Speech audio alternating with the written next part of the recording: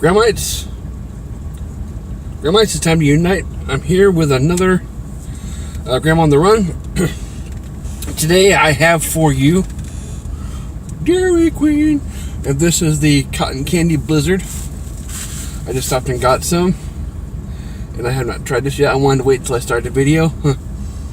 It definitely smells like cotton candy, but not very strong.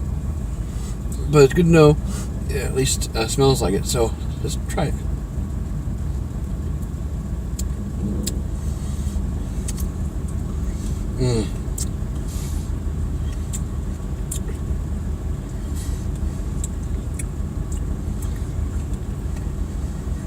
This is not bad at all. The Dairy Queen ice cream makes the back end for the cotton candy flavor, and the little candies in it is what is giving it the cotton candy flavor. But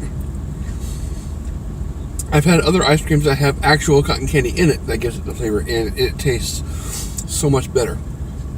But this is good. Don't get me wrong, this is good.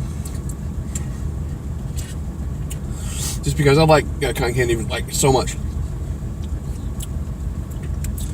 So yeah, this is Dairy Queen Cotton Candy Blizzard, and for the review, I'll give this a solid 4 out of 5.